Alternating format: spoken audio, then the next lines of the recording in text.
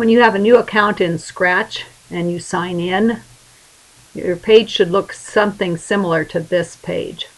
You'll have a section where you will see updates from Scratchers that you follow. If you are following any Scratchers, there will also be Scratch News. As you scroll down the screen, you will see featured projects, featured studios, projects curated by different people or groups, the design studio, recently shared projects, what the community is remixing, and what the community is loving.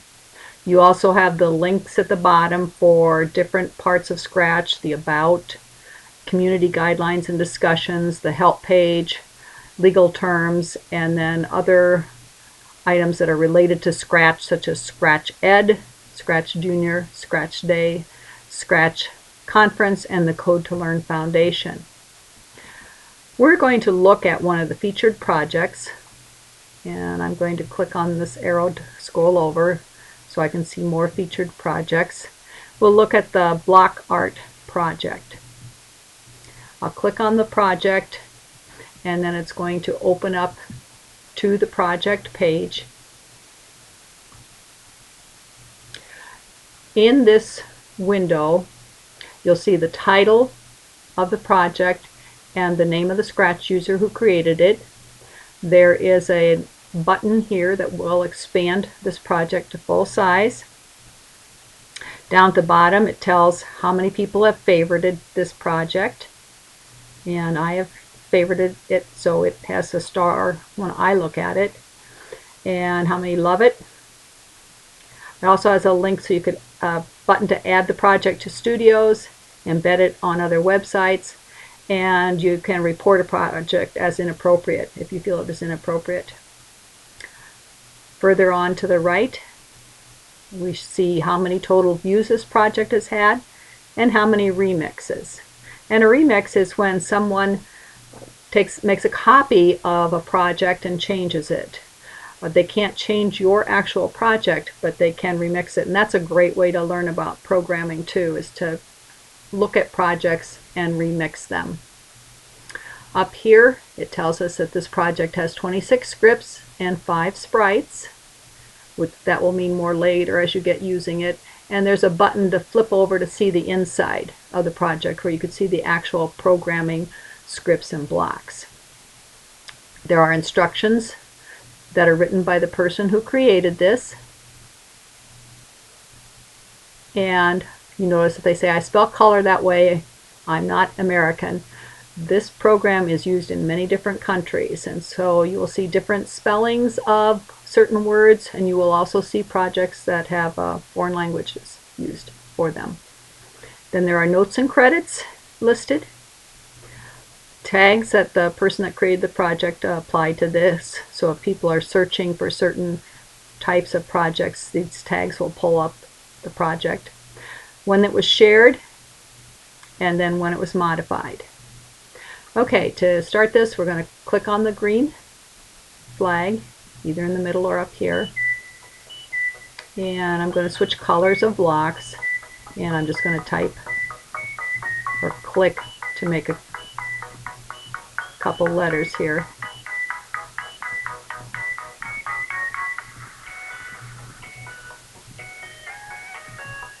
If I wanted to, I could change the blocks before I put them on here.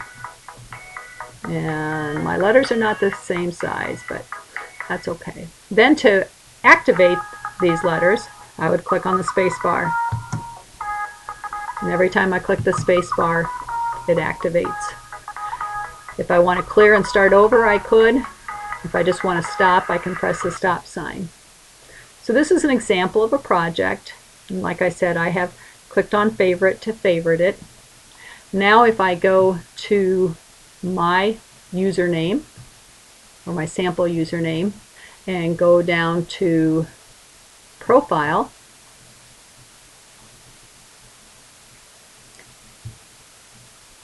I'll have a page with information about me, or a place where I can write information about me.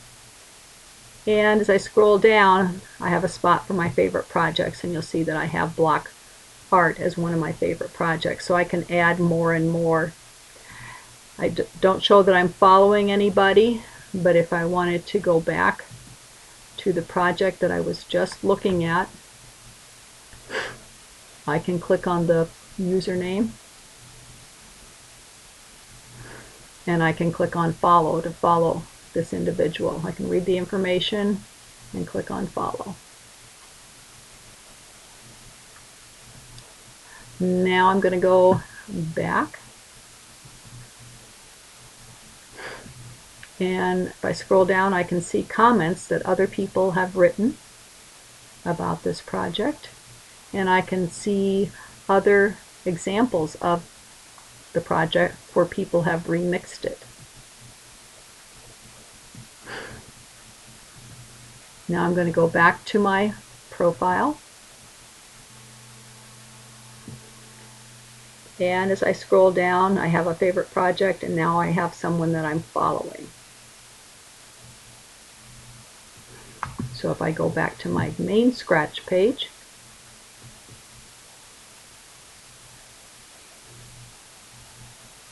now under what's happening it's going to show me things that scratchers that I'm following have done recently. Now we're going to look at the Create feature in Scratch, and we're going to look at the project editor for creating a project. When you click Create, you go to the project editor and you're inside the project editor. To go out and see the project page, like the page that we saw in block art, you've got a toggle button for that. Let's look at the parts of the project editor.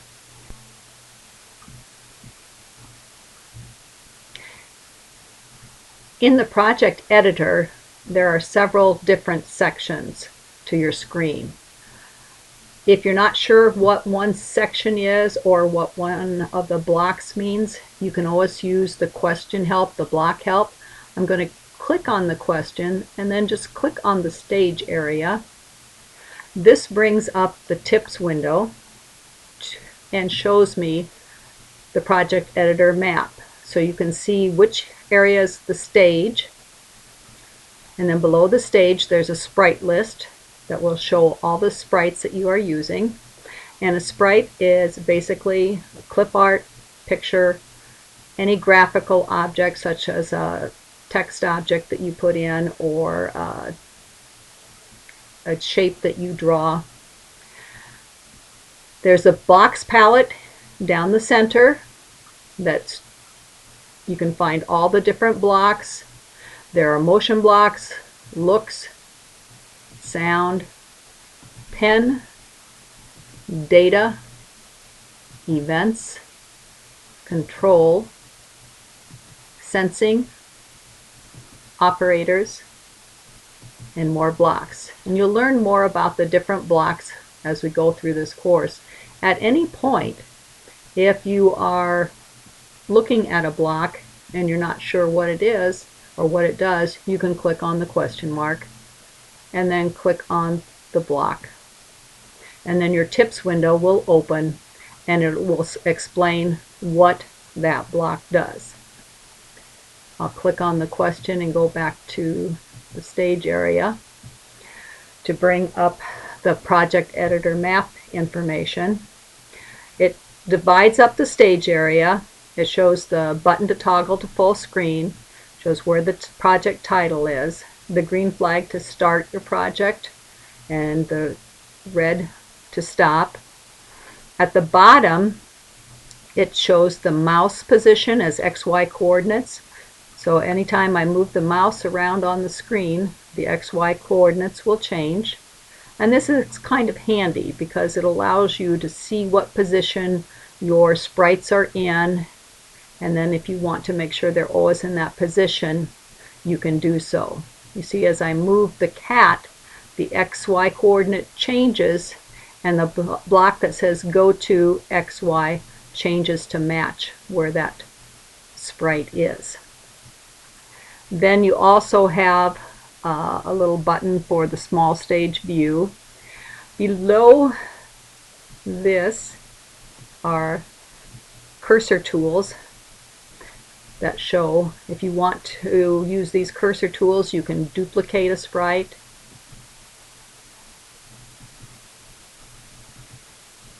I now have 2 of those sprites. You can delete the sprite that you just created. You can grow your sprite.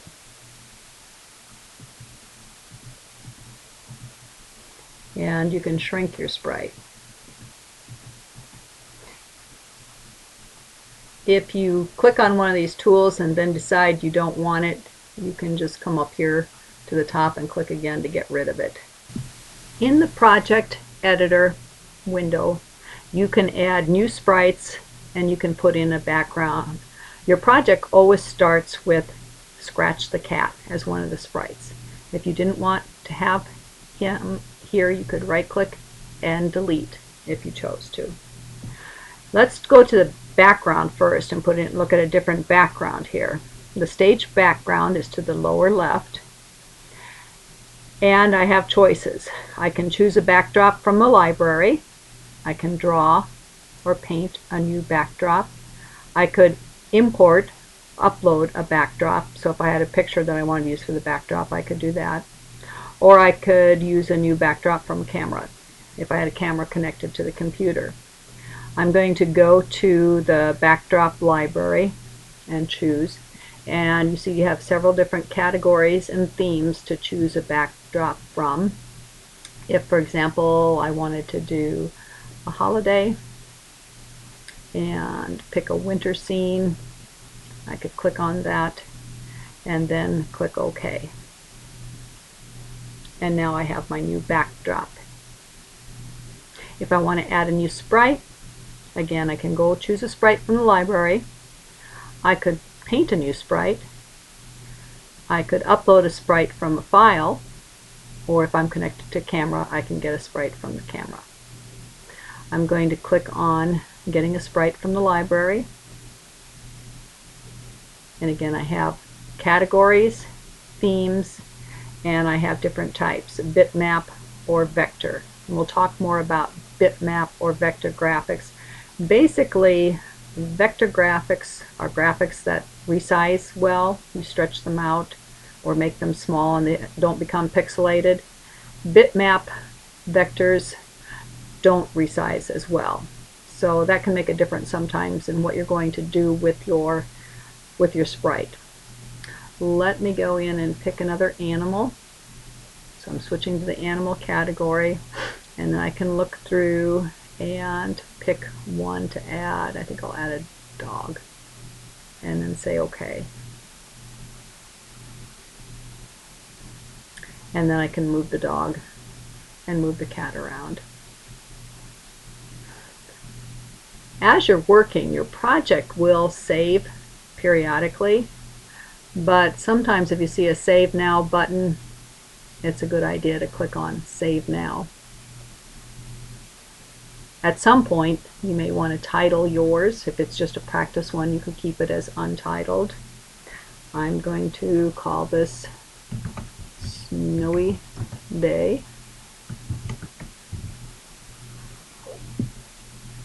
And also, you notice that there's a share button here. Until you click a share button, all of your projects are only visible to you.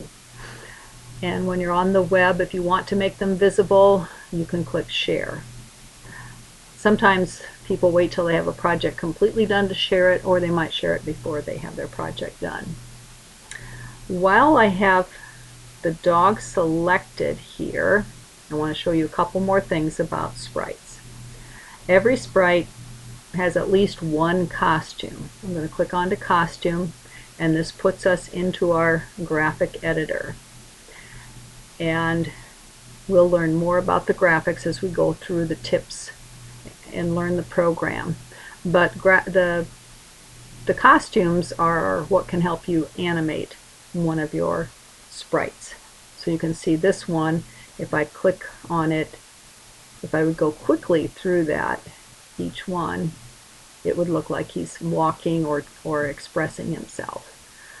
The cat here, excuse me, has just 2 costumes, but if I flip back and forth between them, and I can use blocks to tell him to switch costumes, then it might look like he's walking. There's also information about each of your sprites that we'll get into more as we go along, but one of the things, I'm going to click on the eye for information. Sprites have a rotation style, and if you don't want your sprite flipping around as you're moving, you might want to set the rotation style to just back and forth. Again, we'll talk about that some more later, but that can help when you're moving your sprite around to prevent it from flipping around on you. So I'll do the same with this little dog. I'll set him to just back and forth behavior. Now, the next thing that you're going to do as you practice with Sprite and become familiar, one of your assignments will be to do the Getting Started guide. And to get to any of the help and guides in Scratch, you would click on Tips. And then you can see step-by-step guides that'll guide you through specific activities. You will also find how-tos that talk about how to do effects, how to do animation, simple animations, and then you'll find guides on using the different types of blocks. You will be doing the Getting Started with Scratch guide, and I'm just going to flip to that. You'll see there are several parts to it. If you have been playing around and you're getting ready to do your Getting Started guide, all you have to do is come to File and pick New to get a new screen.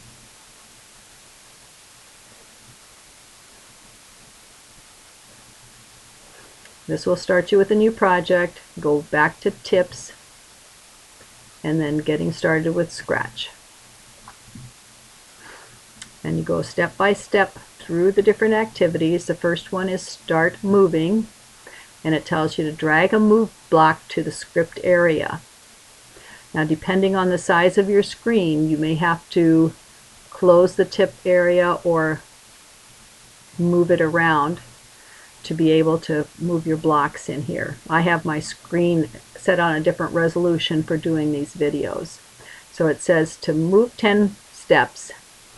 So I'll go ahead and close this, move that block over here, and then if you want to actually see the action, you can click on the block.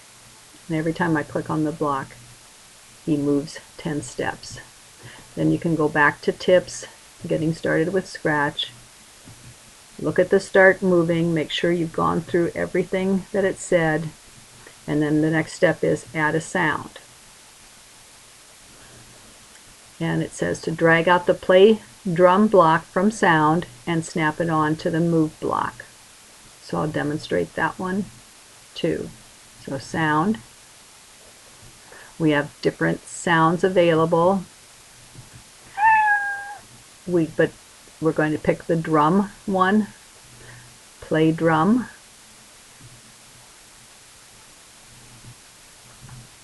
And then we're going to click on the move block, and you can hear the drum as he's moving, the drum goes. One more thing I want to mention with this project, you have a choice of sharing it once you are done and sending me the URL or the link for it, or you can save, download this to your computer, and then you can upload it to your assignments. And again, I'll have those directions in the assignment, but for your assignment on using the Getting Started guide, completing the Getting Started to Scratch, you have 2 options. You can share your project when you're done. You'll have a link up here that you can submit, or if you don't want to share your project on the website, You can go to File, download to your computer, and save it, and then upload it to the assignments.